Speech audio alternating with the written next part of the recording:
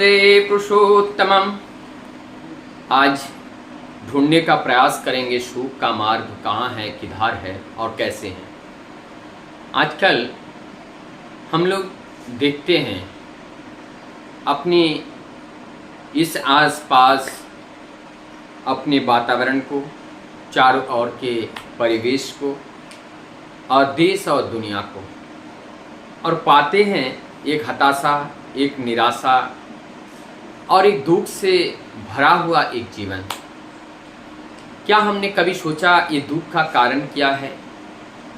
परम दयाल श्री ठाकुर जी अपनी फिलोसॉफी में, अपने दर्शन में इस दुख का कारण किसको बताया है? परम दयाल श्री ठाकुर जी ने हम लोगों को दोषी ठहराया। किस बात पर?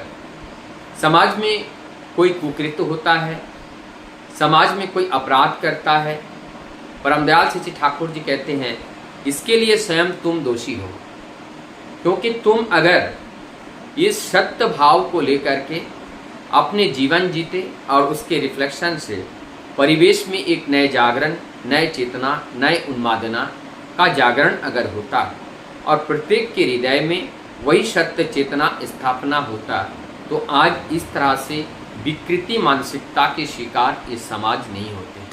तो इसके लिए दोषी हम स्वयं को ठहराते हैं। जितने भी मत पथ संप्रदाय अवलंबी लोग हैं, जो भी लोग हैं, सभी लोग ये निश्चित रूप से मानेंगे ये हमारी विफलता है। और ख़ास करके जो लोग ज्ञानी हैं, जो लोग वास्तव में सत्य को समझते हैं, मुझे लगता है हम सबको ये जिम्मेदारी लेना चाहिए। इनका सोनाम का। आज सोनाम ने जिस तरह से कृतकार्य अकृतकार्य ये समाज के दृष्टांत या उदाहरण स्वरूप उन्होंने जो किया, ये बहुत ही घृणित है, बहुत ही जघन्य है। लेकिन केवल घृणित और जघन्य कह करके इसको छोड़ देने से पर्याप्त नहीं होगा। इसके लिए हमारी गहरे चिंतन की ज़रूरत है, और इस गहरे चिंतन के साथ साथ इसके पीछे हमें क्या करना है, क्या कदम उठाना है, अभी से अगर हम नहीं सोचेंगे, नहीं समझेंगे, तो घर घर में ऐसा सुनाम पैदा होगा और समाज में ऐसा कुकृत्य करते हुए ये समाज को और दूषित करेगा। आज जिसको हम देख रहे हैं उनकी कुकृति आज संपूर्ण संसार में फैल रहा है, और वे उनकी स्वयं की बदनामी, उनके परिवार की बदनामी, और जिस राष्ट्र में रहता है उस राष्ट्र की बदनामी, जहाँ पे पैदा हुआ है वहाँ की बदनामी, जहाँ जाकर ये घटना हुआ है वहाँ के बदनामी, जिस ये वर्ण विशेष के हैं उसकी बदनामी, कुल मिलाकर के चारों ओर अंधकार ही अंधकार, एक परिवेश चारों ओर उत्पन्न हो गया।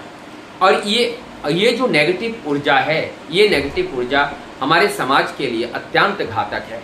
तो इसका एंटीडोट क्या है, इसके बारे में हमें चिंतन करना है, इसके बारे में हमें विश्लेषण करना है। परम पुरुष धरती पर आते हैं, ऐसे ही बीमारी के लिए एंटीडोट लेकर के वो आते हैं। आज परम दयाल श्री ठाकुर जी इस धराधाम पर आए हैं। आकर के उन्होंने सर्वप्रथम हम कैसे एक इंसान बने, इस बात को उन्होंने सिखाने का प्रयास किया है। वो केवल ठाकुर अनुकूल चंद्र के रूप में नहीं, जब वो राम कृष्ण बुद्ध जिसास गौरांग महाप्रभु, यह हर समय उन्होंने इस पाठ को उन्होंने पढ़ाने का प्रयास किया कि कैसे हम एक इंसान बने, और इंसान बनने के लिए हमें क्या क्या करना चाहिए, क्या हमारे कर्तव्य है। और उस कर्तव्य परायण होकर के जब हम चलते हैं, हमारे मनुष्य के अंदर मनुष्य का जो तत्व है वो जब जागरण हो जाते हैं, प्रस्फुटित होते हैं, जब उसमें फूल आते हैं, फल आते हैं और पत्तों से भर जाते हैं, तब उनकी छाया में लोगों का जो तापित शरीर है वहाँ पे वो ताप उनका दूर होता है, शरीर को ठंडक प्रदान करती हैं, एक आनंद की अनुभूति होती है। और वो फल जो है, जो अपने भूख है उस भूख को मिटाती हैं, ये भी एक आनंद की अनुभूति होती है। और इस पेड़ पौधे होने से, हरियाली होने से, ये आसमान में जो बादल हैं उसको इकट्ठा करती हैं, और इकट्ठा करने के बाद वो बारिश कराती हैं, और उससे भी ये जो तृष्णित जो धरती है और तृष्णित धरती को भी पानी मिल जाता है। तो ये सब ही उनके बलिदान से ही होती हैं। ये प्रत्येक एक व्यक्ति ही नहीं, संपूर्ण सृष्टि के सब लोग मिल करके इस तरह से कृतकारी अगर करे, सुकृति अगर करे, निश्चित रूप से हम लोगों के अंदर एक शांति, एक अमन-चैन निश्चित रूप से आएगा। हम यहाँ पर कुछ मोटी बातें रखने का प्रयास कर रहे हैं। आज देखिए, सभी लोग कामुक है और सभी लोग इस भौतिक जगत के वस्तु से आसक्त हैं। ये कलयुग है और कलयुग में माया जगत के साथ सबसे ज़्यादा प्रेम है और इस माया जगत को सत्य मान करके हम सत्य को असत्य मान करके अंधे की तरह हम घूमते हैं और जिसका कारण ही है यही दुख, जिसका कारण ही है मृत्यु और जिसका कारण ही है इस तरह का ज्वाला जो आज हमें देखने को मिल रहा है। हमें घर घर में जो जिस मत पद के हैं और जो जैसे आदर्श को पकड़ा हुआ है, आदर्श का अर्थ ही है सत्य। सत्य का अनेक रूप हो सकता है और अनंत रूप से जो लोग पकड़े हुए हैं, मैं आह्वान करता हूँ आप सभी लोग आइए, चाहे वो किसी भी मत पद के, किसी भी मजहब का क्यों ना हो, क्योंकि ये मजहब, ये मत पद हमें अलग करना नहीं सिखाता है, हमें एक कैसे हो, हम सत्य के कैसे जाने, हम अपने गंतव्य तक कैसे पहुँचे, वो बात हमें सिखाता है और अपने इंसानियत की बात को सिखाता है। जो इंसानियत की बात को नहीं सिखाती हैं वो कभी धर्म नहीं है। ये जो एक नारी है और इस तरह से एक व्यक्ति के, एक मनुष्य के ऊपर इस तरह का जघन्यकारी और जघन्य सोच सकता है, इसके लिए जिम्मेदार केवल ये सोनाम नहीं है, इसके लिए जिम्मेदार है हम समाज के लोग सभी हैं, लेकिन इसके साथ साथ उनके माता पिता भी है। माता पिता निश्चित रूप से, इनकी जो माता होती हैं, जो पिता होती हैं और उनका जो दुष्परिणाम है वो फलस्वरूप संतान के रूप में प्राप्त होते हैं। इसीलिए माता पिता का आचरण, चाल चलन, चरित्र सुंदर होना चाहिए, क्योंकि माता पिता की जो चरित्र हैं वो चरित्र संतान के अंदर प्रवेश करता है। वो कैसे, मैं इस बात को बताता हुआ चलूं।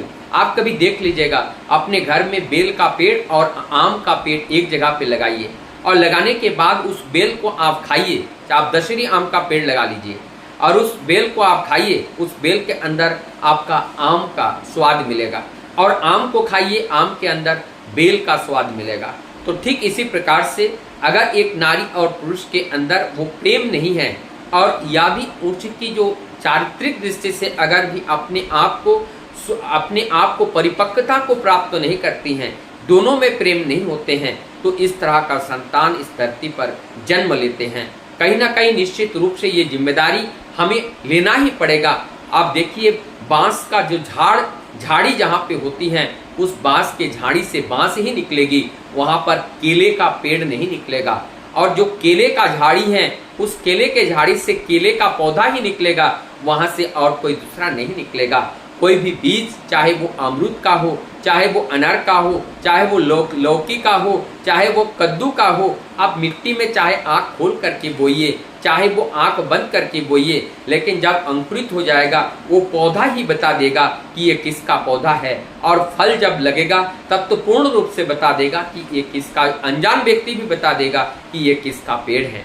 इसीलिए हमें स्वीकार करना चाहिए, हमारी संतान यदि गलत रास्ते पे जा रहा है, उसके लिए दोषी हम स्वयं है, सर्वप्रथम हम स्वयं हैं। तो हमें कैसे आचरण करना चाहिए, एक आदर्श निष्ठ जीवन होना चाहिए, आदर्श को ग्रहण करके चलना चाहिए, सत्य को ग्रहण करके चलना चाहिए, सत्य के अनुगामी होना चाहिए और जो असत्य हैं उनको परिहार करना चाहिए। असत्य का आदर नहीं करना चाहिए, असत्य का अनादर करना चाहिए, असत्य का आश्रय नहीं लेना चाहिए और सत्य का आश्रय लेकर के प्रकाश की ओर उद्दीप्तमान होकर के हमें सदैव चलना चाहिए। तो ये प्रकाश की ओर, ज्ञान की ओर और ये सत्य की ओर और ये सहज रास्ता पर हमें कौन लेकर के चलता है, कौन ऐसा कर्म कौन लेकर के चलेगा, वो लेकर के चलेगा हम जिसके संतान हैं। हम किसके संतान हैं? हम परमपिता परमेश्वर के संतान हैं। तो परमपिता परमेश्वर के जब संतान हैं तो परमपिता परमेश्वर के निर्देश को भी हमें पालन करना पड़ेगा और वही परमपिता परमेश्वर का निर्देश ही है श्रुति, और श्रुति है वेद, और वेद को समझने के लिए वेदांत को समझना पड़ेगा। तो ये वेद, वेदांत और श्रुति को जब हम अध्यापना करते हैं तो हमारी अंदर वो जिज्ञासा जगती है, हमारी अंदर उस सत्य की खोज के लिए हम तृष्णित होते हैं, तब जाकर के हम सत्य का खोज करते हैं और सत्य का खोज करके हम अपने जीवन को सत्य राह पर चलाने के लिए हम प्रयास करते हैं। तो सबसे पहले ये सोनाम जैसी जो लड़की हैं, ये सोनाम जैसे और भी अनेकों ऐसे लड़के होंगे और इस तरह से अनेक लड़के भी होंगे। और जिस कल मैंने एक पेपर में पढ़ा, एक दुकान के अंदर पिता पुत्र दोनों बैठे हैं, किसी बात से जो है पिता ने अपने पुत्रों को डांट दिया या एक थप्पड़ मार दिया। वो 20 साल के नीचे का लड़का होगा और उस लड़का ने उठ करके अपने पिता के ऊपर ऐसा प्रहार किया कि वहीं पे उनका मौत के घाट उतार दिया और वहाँ की अपने अनंत जीवन के लिए उनको वहीं पर सुला दिया। तो इस तरह का संतान का जो कुकृत्य कार्य है, इस कार्य के लिए दोषी कौन है? इस कार्य के लिए दोषी स्वयं उनके पिता है, क्योंकि पिता के अंदर ये आचरण निश्चित रूप से नहीं होगा और उस आचरण के कारण ऐसा संतान उस धरती पर आया है। दो व्यक्ति इसके लिए खास करके जिम्मेदार होते हैं, एक होते हैं माता पिता और एक होते हैं परिवेश। और परिवेश के अंदर परिवार भी आता है, समाज की परिस्थितियां आती हैं। समाज इतना दूषित हो चुका है कि समाज से हम कुछ पाने का आशा नहीं कर सकता है। तो अभी जरूरत है, प्रत्येक माँ बाप को जरूरत है, हम कम से कम स्वाध्याय करें, यजन याजन अध्ययन अध्यापना और दान और प्रतिग्रह, ये जो षट कर्म हैं, ये षट कर्म करते हुए जब हम चलेंगे, निश्चित रूप से हमारे अंदर वो मनुष्यत्व होने का जो इच्छाएं हैं, जो जागरण है, वो जागरणी शुरू हो जाएगी और हम वास्तविक सत्य से रूबरू हो पाएंगे।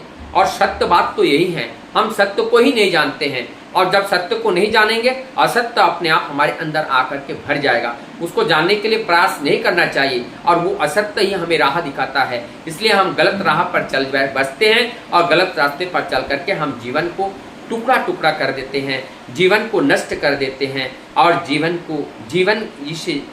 को ऐसे मुहाने पे खड़ा कर देते हैं जहाँ से मृत्यु के अलावा कोई भी रास्ता दिखता नहीं है। आइए, अभी भी समय है, जो जिस मत पथ अवलंबी है, मैं कहता हूँ जीवन में निश्चित रूप से एक आदर्श को ग्रहण आप कीजिए। रामकृष्ण बुद्ध जिसास गौरंग महाप्रभु, जो भी आप करना चाहते हैं आप कीजिए, क्योंकि जब ये से मन मंदिर में एक सेंटर नहीं होगा, एक केंद्र नहीं होगा, तब तक जीवन में उद्धार का कोई राह खुलेगा ही नहीं।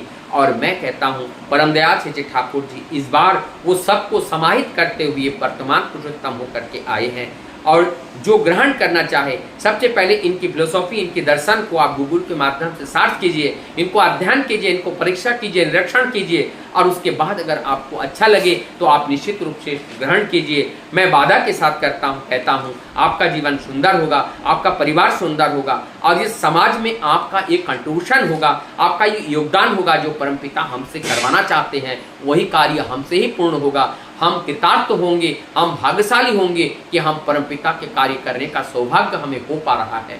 वंदे